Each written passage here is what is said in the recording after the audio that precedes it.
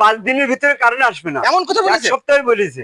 কিন্তু আমরা যে আজ যে ওয়াটাস করি, নামাজ পড়ি, যাতে করে বিদ্যুৎ পেলাম, এর জন্য বিদ্যুৎ এলাকার জন্য অনেক অনেক ধন্যবাদ। দর্শক, কালবৈশাখী ঝড়ের পরপরই যে বিদ্যুৎ চলে আসবে অতি দ্রুত, তার সাধারণ জনগণের কাছ থেকে কি শোনা যায় বা বিদ্যুৎ অফিস সম্পর্কে কি তথ্য দিলেন, আপনারা এই ভিডিওটি সম্পূর্ণ দেখবেন। কি বলেছেন সেই সিরাজুল আঙ্কেল জানাবো আপনাদের, এবং কমেন্ট করে জানাবেন আপনার এলাকা বিদ্যুৎ কত সময় পরে আসলো। আঙ্কেল, প্রচন্ড বেগে কালবৈশাখী ঝড় হয়েছে গতকাল, কিন্তু আজকে একদিনের ভিতর যে বিদ্যুৎ পাবেন এই সম্পর্কে আপনার মতামত কি? এর সময় আমার দাওয়াত হচ্ছে, শুনতেছি মোড়ে মোড়ে 4 দোকানে।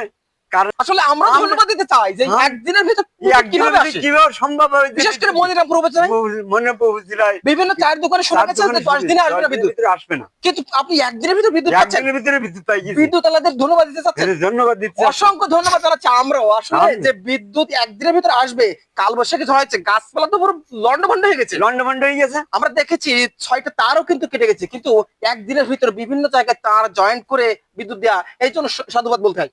এই জন্য তো বিদ্যুৎ লাগে অনেক অনেক ধন্যবাদ, অনেক অনেক ধন্যবাদ ধন্যবাদ যে এত দ্রুত কাজ করি আমাদের লাইনটা চালু করেছে। কিন্তু আমাদের মোবাইল সেট সম্বন্ধ আমরা দেখেছি জেগরগাছায় চলে গেছে অনেকে মোবাইল নিয়ে চার্জ করার জন্য, কিন্তু সেটা কিন্তু আর যাওয়া লাগছে না। আসলে হরিহরনগর ইউনিয়নে যে দীর্ঘ 15 ঘন্টা পরে বিদ্যুৎ আসছে, এর জন্য আমরা খুশি নাকি? আমরা খুশি। আচ্ছা, জনগণের উদ্দেশ্যে কি বলবেন যারা বাজারে গিয়েছিল? যারা বাজারে গিয়েছিল তারা তো আনন্দিত হয়েছে, আমাদের বাসায় বিদ্যুৎ পাইছে। আচ্ছা, 15 ঘন্টা পর পর যে বিদ্যুৎ চলে যায় বা অনেক সময় যায়, তখন বিদ্যুৎ আলাদের অনেক বকাঝকা করা ঠিক না, এগুলো করা ঠিক না। কিন্তু তারা তেলের সংকটের জন্য বিদ্যুৎ প্রচার করে দিতে পারছি না, তাই সংকট কম দিচ্ছে, এই তেল বিদ্যুৎ আসছে কম আর কি। দর্শক বন্ধুরা, আপনার নাম কি বলবেন? মোহাম্মদ সিরাজুল ইসলাম। বাসা কোথায়? এই তো রূপাসপুর গ্রাম। আচ্ছা দর্শক বন্ধুরা, রূপাসপুর গ্রামের এই যে সাদা মানুষ সিরাজুল ইসলাম, তিনি আসলে বিদ্যুৎ সম্পর্কে যেটা বললেন সত্যি মন ছুঁয়ে যাওয়ার মতো। অসংখ্য ধন্যবাদ জানাচ্ছি।